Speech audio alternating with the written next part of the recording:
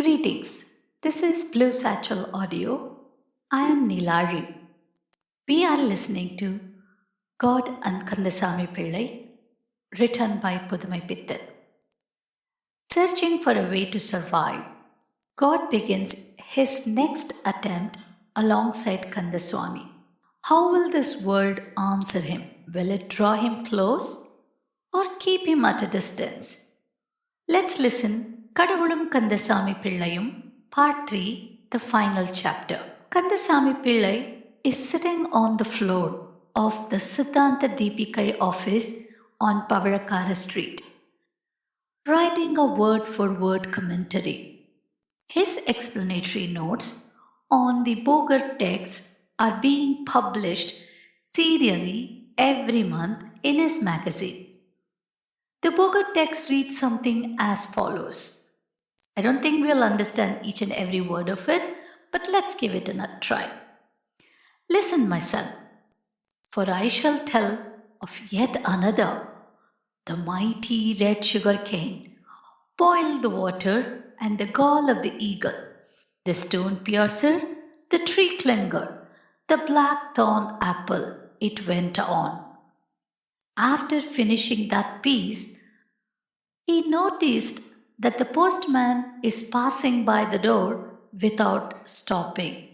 The magazine is not going to go out today, he muttered to himself, rolling up his manuscript and tossing it aside into a corner, and cracked his knuckles. Exactly at that moment, a rickshaw came to a halt at the entrance. Out stepped God and a child. This time, little Valli wore a silk skirt. Her hands were filled with packets of sweets.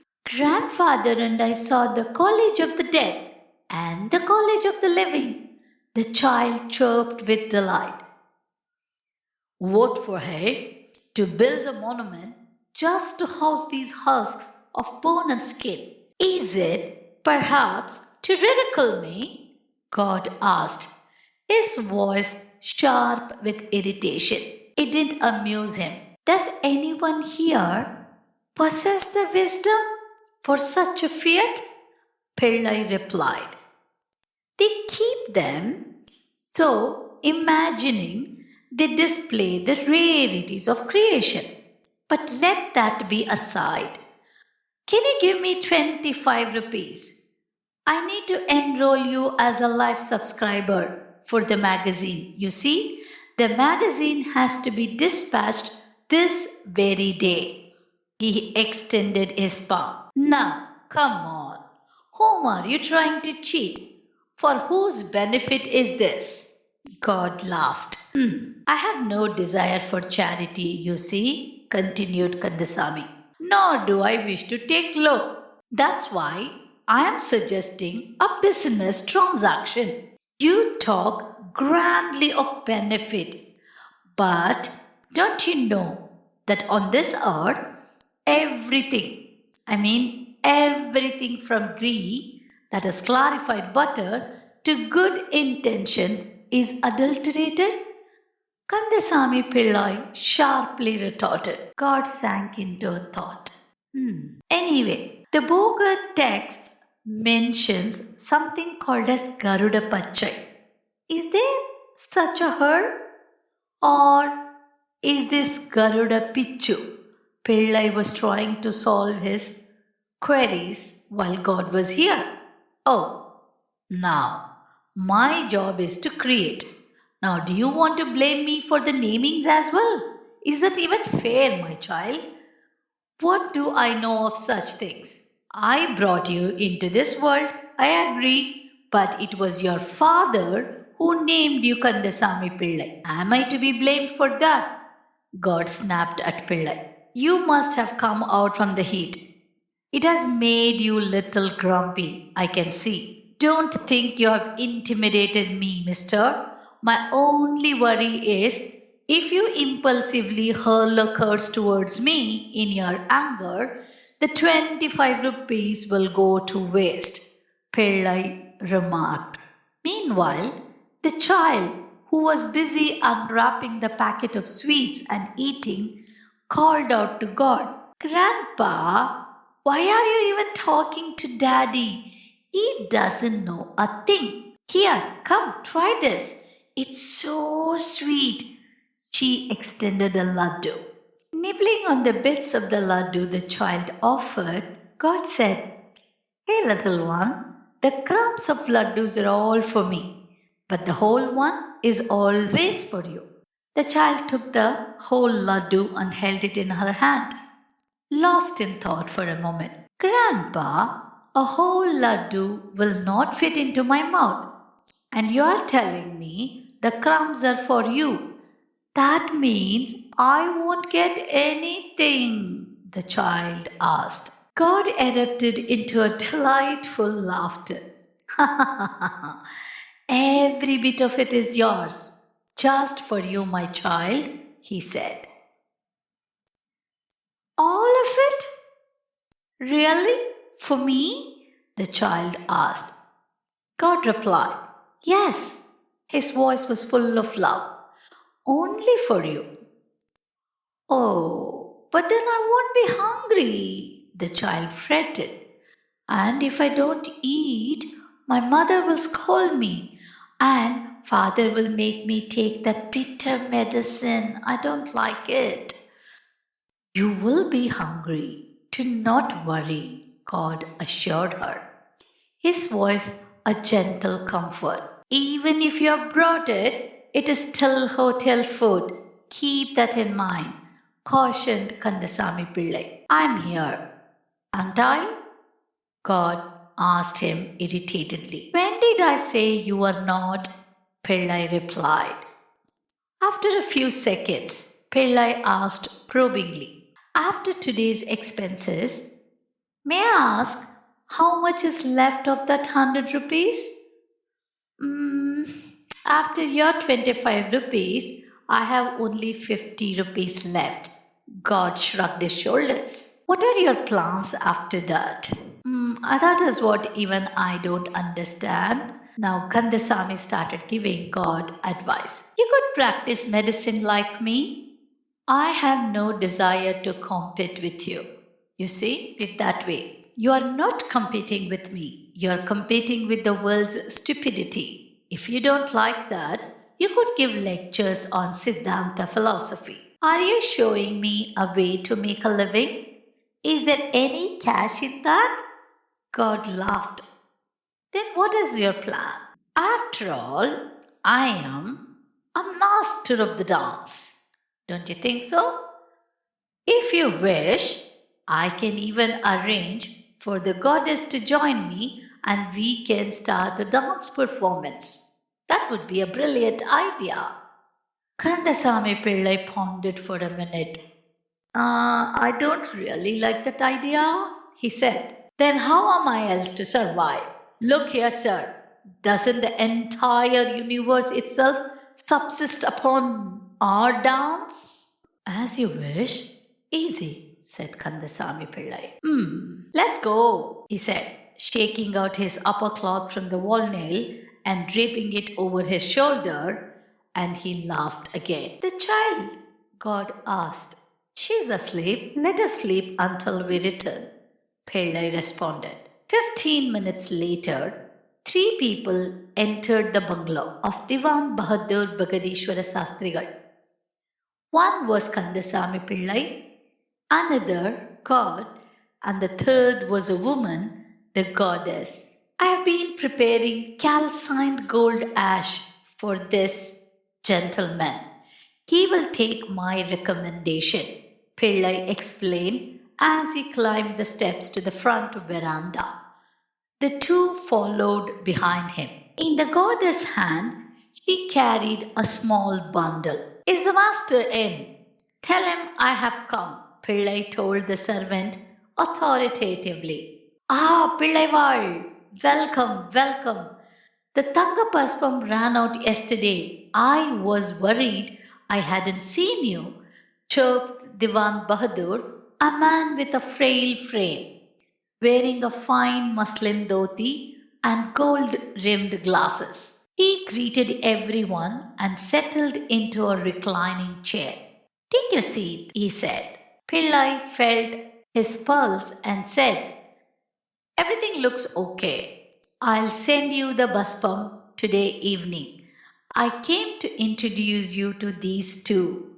They are the masters of ocean dance.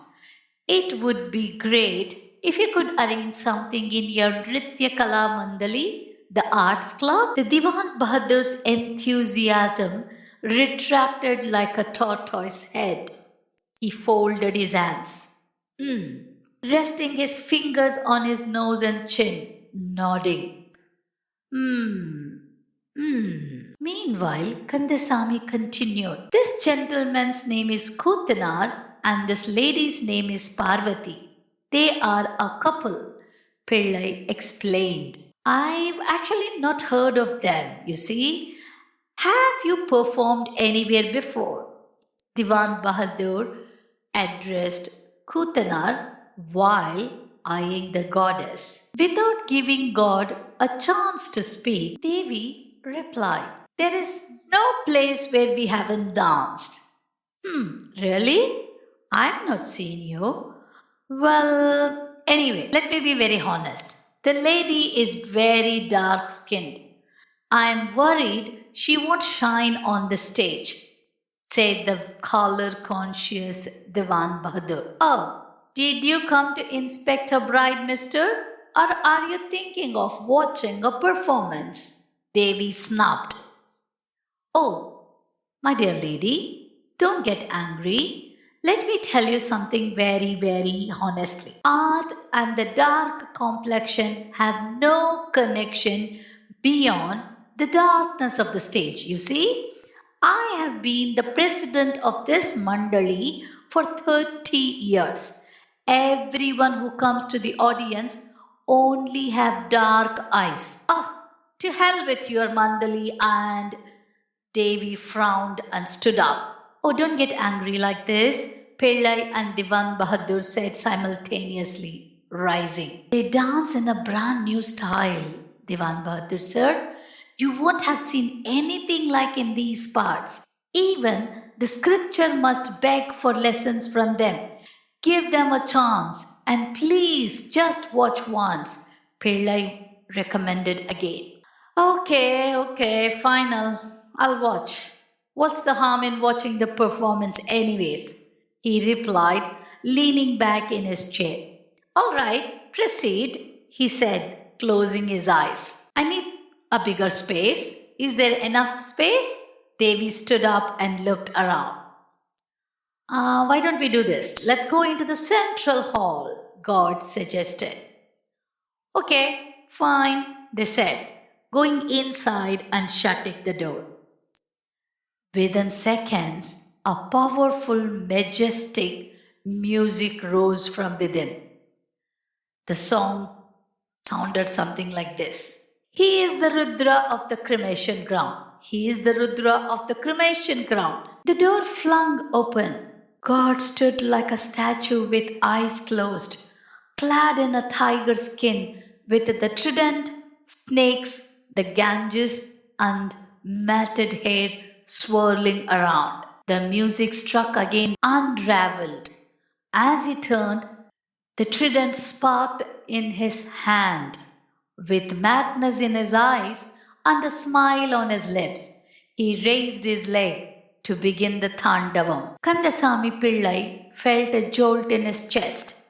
Panicking that God had forgotten his promise not to destroy the world, he jumped up. Hey, Kutanare, just a crude street play. What is this? Dressing up like a savage from Borneo. The Diwan Bahadur barked. God stopped mid motion, leaning on his trident, staring. Hey, do you know what art is? You have actually worn a tiger skin. Do you have any idea? If there is a snake in the dance, do you bring a real snake? You should wear ornaments shaped like snakes. You should wear silk that looks like tiger skin. The first rule of art is beauty is it will not fit the Natya Sastra, the treatise of dance. It doesn't say so in the book. First, catch those snakes, put them in a basket, and lose that costume. This is a place where kids move about. Be careful. He didn't spare Kandasami Pillai either. Pillai what? Just because you give me medicine doesn't mean I can watch this nonsense. I can't host a concert. Do you want me to be unable to show my face in the streets? What do you think? 15 minutes later, two people were sitting in the Siddha Vaidya Deepikai office. Devi was gone. The child was sleeping on a mat. Both were silent. It seems one cannot survive in this world using the craft they know, God remarked. You did not like what I suggested. The world didn't like what you liked. If you want, why don't you try running a school for Thevaram hymns? God clicked his tongue in distaste. Has the earth turned sour for you already? Looking at you is looking at the entire world, you see? God said. And looking at you, Pillai laughed. I can stand at a distance and grant boots to people like you. I cannot. I cannot live. That is all your kind is fit for, Kandasami Pillai retorted. There was no one there to answer him.